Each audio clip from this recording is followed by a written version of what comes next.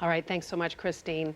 Friday's killing spree has left many trying to understand what led 22-year-old Elliot Rodger to kill. We know police visited the shooter's apartment about a month before the shooting for a wellness check. They say they found nothing suspicious. So the question is, will this tragedy change how law enforcement handle these type of calls? Joining us once again, Dr. Robbie Ludwig, psychotherapist. Also joining us, retired law enforcement agent Lou Palumbo. Really great to have you joining us in the conversation, Lou. Robbie, always a pleasure. Lou, I want to start with you. I think some people have had a chance to see this very chilling portions of this shooter's manifesto. I want to read a quote to you. The police interrogated me outside for a few minutes, asking me if I had suicidal thoughts. I tactfully told them that it was all a misunderstanding, and they finally left. If they had demanded to search my room, that would have ended everything. The question, Lou, is what more could law enforcement have done? Why did they not go into his apartment, into his room? Well, basically, Michaela, they did everything they were required to do. They were asked to conduct a wellness check. In other words, they received some information or a heads up that this individual was considering harming himself. They went to his place of residence. They interviewed him. He satisfactorily responded to them. They had no legal right to force entry into his home. They had no probable cause. These are the constraints that are put onto the police. We get involved with the Fourth Amendment, illegal search and seizure. It isn't just black and white. The public and the media need to understand that there are constraints on the police as to what they may or may not do, and it is dictated to them by circumstance. Now, if I may just say this, if he had demonstrated some type of irrational or erratic behavior or alluded to hurting himself or others, the police at that point would have been licensed to further pursue this, which would have included taking him into custody perhaps and transporting him to a hospital and then searching the premise. But based on the information at hand, they did everything they were required to do and limited to do. Required and limited to. So Lou, to you, does that make you believe, after seeing a case like this, there are far too many of these cases, there are too many of these cases, should the laws be changed? Do you think that more authority needs to be given to law enforcement?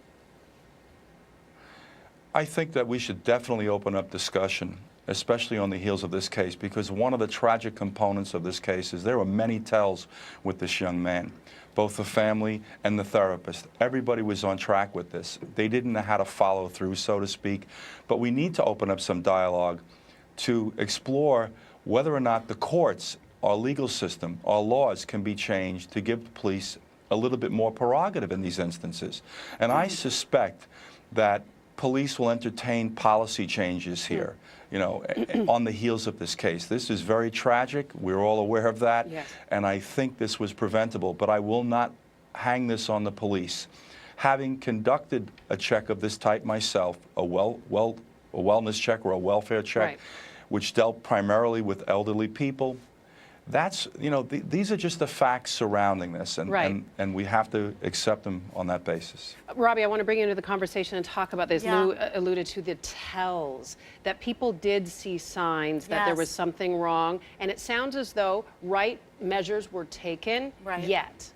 Well, and in situations like this, when someone is very sick and disturbed, but yet has enough reality testing to realize they need to present as a healthy person so they're not admitted to a hospital, people can be sick but know how to present themselves. Mask their symptoms. Mask their symptoms and mask their plan. But families often know when someone is ill. So in certain cases, let's say, if somebody has a history of noncompliance with medication, has a history of hospitalization, there's something in New York State called Timothy's Law, where you can actually enforce that they have to take medication, and if they don't, then they are hospitalized. And there was some rumor that Elliot was not compliant with his medication.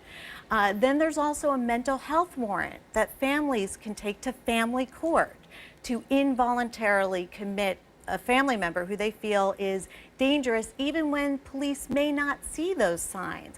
Because I think we need to respect that family members and mental health professionals sometimes are the first to notice that something is off. Should mental health be working with law enforcement? Is this a conjunction kind of thing, a coordinated effort? And also we need to change our legislation so that we have better laws in place so that when family members are really at a confused state or don't know what to do, the police and the family and the mental health professionals can all work collaboratively. So we make sure these young boys in their 20s who are on the heels of potential mental illness, that they're not a danger to themselves or others. Lou, in your experience, and I know that you worked in Philadelphia, Nassau County, the police department there, and I know it varies from department to department, state to state. How well instructed, trained are law enforcement officers with mental health? You look at a situation like this, as Robbie was saying, he presented pretty well to most folks. Not if that was your first encounter with him, you might not think that he was unwell. Well, you know, the reality of the situation is that, you know, police officers are not clinically backgrounded sufficiently to make spontaneous assessments of the mental or emotional conditions of individuals. We rely on their behavior, the immediacy of their behavior in our presence. Rambling, illogical, irrational threats, you know, just, you know, a deviation from a norm where a reasonable person of average intelligence could say this is not right. Based on that, we can take a person off the street. I have personally done it myself recently with a stalker, with an Academy Award-winning celebrity. But you have to be able to substantiate exactly what you've done. You just cannot arbitrarily take people off the street because you have a feeling. You've got to articulate the need. Yeah, Lou Palumbo, Robbie Ludwig, always a pleasure to have you both here. Thanks for sticking around to have this conversation with us.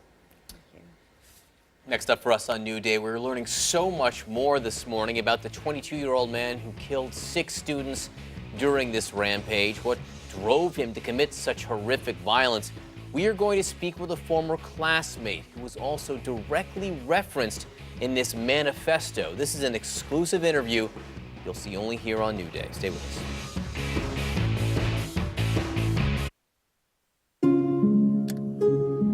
I typed my name and date of birth, and step by step, decades were crossed. When I was lost, my